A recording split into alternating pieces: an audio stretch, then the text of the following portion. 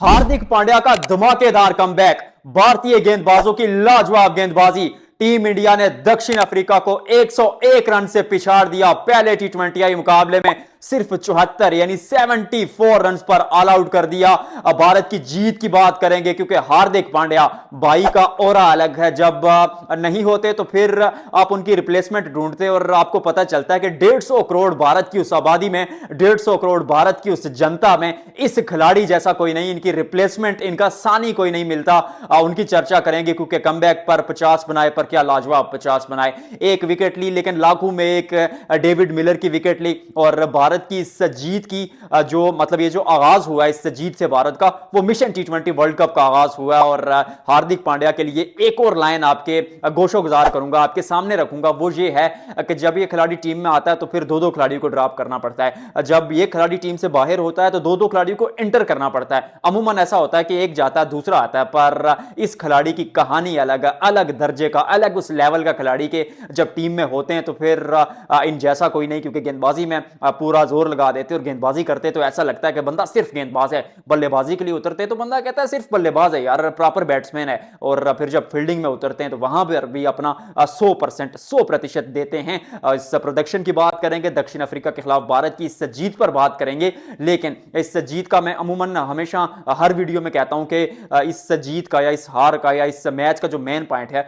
वो ये है कि भारत की अगर बात की जाए तो 10 ओवर्स में आप 40 पर 2 खिलाड़ी आउट थे। दक्षिण अफ्रीका की या साउथ अफ्रीका की बात की जाए तो आप 10 ओवर्स में 45 पर 2 थे। वहां पर पता चलता है कि टीम में कितनी काबिलियत है, टीम का कोर कितना मजबूत है।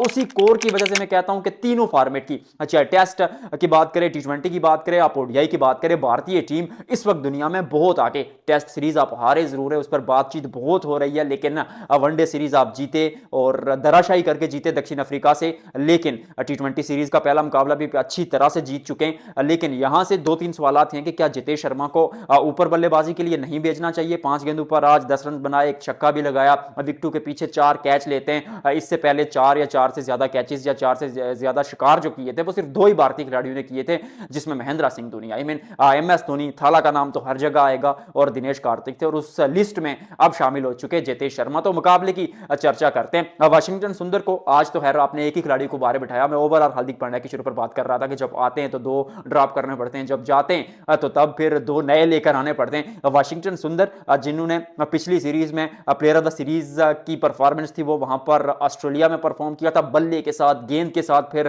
टेस्ट सीरीज में आप देखें वहां परफॉर्म कर ले, लेकिन जब हार्दिक पांड्या आते हैं तो फिर आपको वाशिंगटन सुंदर जैसे खिलाड़ी को बाहर बिठाना पड़ता है। ये कद हार्दिक पांड्या का, और कप्तानी की भी बहुत बात चल रही है। मुझे पर्सनली लगता है कि हार्दिक पांड्या ही कप्तान होने चाहिए थे, क्योंकि जब हार्दिक पांड्या कप्तान थे, रेगुलर कप्तान नहीं थे, लेकिन रोहित शर्मा नहीं होते थे तो हार्दिक पांड्या टीम की कमान संभालते थे, तो वहां पर भी हार्दिक ने कुछ गलत तो नहीं किया था। आपने क्यों सूर्य कुमार यादव को, हार्दिक को हटाकर कप्तान बना दिया जब वो वाइस कैप्टन थे?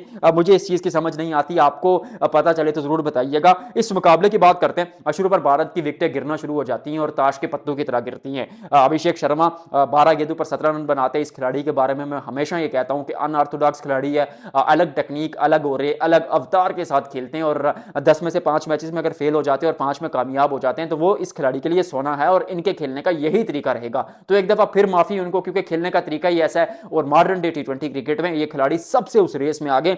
12 गेंदों पर 17, 141 का वैसे आज भी स्ट्राइक रेट था। 2 गेंदों पर 4 रन बनाए शुभमन गिल ने, और अब तकरीबन 12 इनिंग्स हो चुकी हैं शुभमन गिल की व्हाइट बॉल क्रिकेट में, जहां पर उन्होंने 15 नहीं लगाई। गिल साहब की परफॉर्मेंस टेस्ट क्रिकेट में भी उस कद की नहीं है पिछली 2-3 सीरीजों में। उसके अलावा अगर देखा जाए तो वनडे क्रिकेट में भी ऑस्ट्रेलिया में फेल हुए, साउथ अफ्रीका के खिलाफ वो थे ही नहीं, और टी20 में भी कारकर्दगी सिवाय उस एशिया कप के 1-2 जो इनिंग्स थी वो भी स्लो थी, लेकिन 30-40 रन बनाए थे, उनको छोड़कर रन नहीं बनाए शुभमन गिल ने। सूर्य कुमार यादव जब से कप्तान बने ऐसा लगा सूर्य कुमार यादव का वो जो 360 का फार्मूला था वो उस तरह खेलना ही भूल गए। 11 गेंदों पर सिर्फ 12 रन बनाते हैं, उसमें एक छक्का एक चौका था, विच मींस कि आप 8 गेंदे डॉट खेलते हैं, और टी20 क्रिकेट में डॉट बॉल खेलना एक क्राइम है, एक जुर्म है। और तिलक वर्मा 32 से गेंदे 26 रन पर, गेंद बल्ले पर उस तरह आ नहीं रही थी, और बीच में शायद आपको एक छोटी पार्टनरशिप दरकार थी क्योंकि 4 विकेटें गिर चुकी थी। उसके बाद अगर देखा जाए तो अक्षर पटेल 21 गेंदे 23 रन, और जब 21 गेंदों पर 23 बनते और 26 पर 32 बनते तो भारतीय टीम 6 के रन रेट पर आती है। आप सोचते हैं कि शायद 130 या 140 रन बन जाए तो बहुत बड़ी बात होती है, लेकिन फिर एंट्री होती है हार्दिक द दमदार पांड्या, हार्दिक द धमाकेदार पांड्या।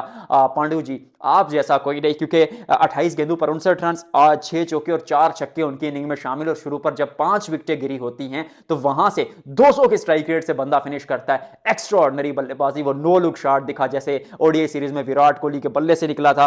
उससे के अलावा शिवम दुबे कुछ खास नहीं कर पाते। 5 गेंदों पर 10 रन बनाते हैं। वहां पर जितेश शर्मा भारत 159 पर पहुंचता है और 159 पर माफ कीजिएगा 175 पर पहुंचता है। 175 पर भारत की टीम पहुंचती है। आप सोचते हैं कि शायद 10 रन कम है, क्योंकि चटक की विकेट पर 190 195 हमने आईपीएल में चेस होते हुए देखा है। और आज भी पिच जो है वो तकरीबन स्पॉट ही थी, यानी बैटिंग के लिए अच्छी थी। तो आप सोचते हैं कि यार टीम तो रह गई पीछे। और शुरू पर साउथ अफ्रीका का जो स्टार्ट था अगर देखा जाए तो अर्शदीप सिंह 2 गेंदों पर 0 रन बनाए। वहां पर क्विंटन डिकॉक ने ये जो इनिंग्स थी उनकी आईपीएल ऑक्शन पर भी असर डालेगी। लेकिन अर्शदीप सिंह इस खिलाड़ी की बात करेंगे, क्योंकि बहुत बातें हुई कि भारत में हर्षित राणा आगे, मोहसिन खान एक समय अच्छे गेंदबाज थे, फिर टी नटराजन आगे, अब कई गेंदबाज आए। इवन प्रसिद्ध कृष्णा के बारे में लोग बात करते थे।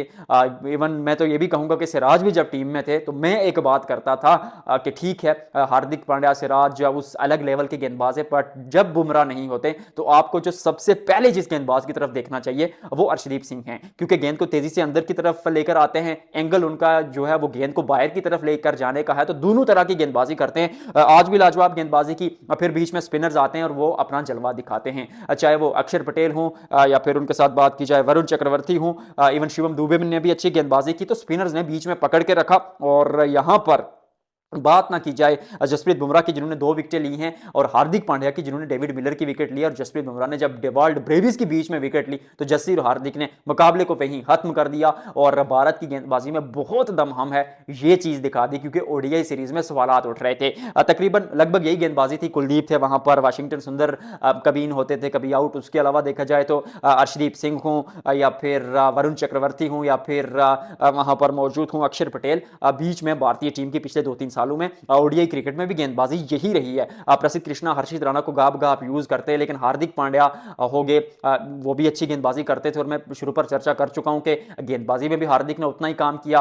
फिर चाहे आप हर्षित राणा, हार्दिक पांड्या, अर्शदीप सिंह, जसप्रीत बुमराह, सिराज, शामी, गेंदबाजों का पोल भारतीय टीम का ज्यादा बड़ा था नहीं। लेकिन इस गेंदबाजी ने एक दफा फिर आपको यह प्रूव कर दिया कि जब आप पहले गेंदबाजी करते थे ओडीआई मुकाबलों में तो वहां पर गेंदबाजी करना आसान था। और जब आपको पहले गेंदबाजी का करने का मौका मिला, जो 20 ओडीआई मैचेस के बाद आपको मौका मिलता है 20 दफा टॉस हारने के बाद, तो आपने सामने वाली टीम को सिर्फ 250 पर आउट कर दिया। और सामने वाली टीम जब उसको डिफेंड करने आई तो 40 ओवर्स में से पहले डिफेंड करवा के चली गई। तो विच मींस के जब पहले गेंदबाजी करना मुश्किल थी, आपने वहां पर भी अच्छी गेंदबाजी की। और जब दूसरे नंबर पर जब चेज करने की बात आती है तो वहां पर आपने बल्लेबाजी अच्छी की। यानी कुल मिलाकर कोर भारतीय टीम का बहुत मजबूत। कहने का यह मकसद है कि वो जो बीच की ताकत होती है ना, जो आपके अंदर जो गुदा होता है, आपके अंदर जो पंजाबी में कहा जाता है पिज्जा होता ना ਤੁਹਾਡੇ अंदर, वही फैसला करता है कि तुम किथे जाओगे। तो वो उस तरह की ये टीम, भारतीय टीम तरतीब बनती हुई मुझे पर्सनली लगता है कि टी20 वर्ल्ड कप 2026 क्योंकि भारत में होना है, इन कंडीशंस को ये खिलाड़ी बखूबी जानते हैं। और खास तौर पर हार्दिक पांड्या, अभिषेक शर्मा और उनके साथ जसप्रीत बुमराह, ये 3 खिलाड़ी एक्स फैक्टर रहने वाले हैं। भले ही आप गिल की बात करें, भले ही आप सूर्य कुमार यादव की बात करें, भले तिलक वर्मा की बात करें, मुझे पर्सनली लगता है कि ये 3 खिलाड़ी भारत का फ्यूचर हैं। कमेंट सेक्शन में आप लोग बताएंगे कि क्या टी20 वर्ल्ड कप में भारतीय टीम क्या वो वर्ल्ड कप जीत सकती है, नहीं जीत सकती? It's up to you.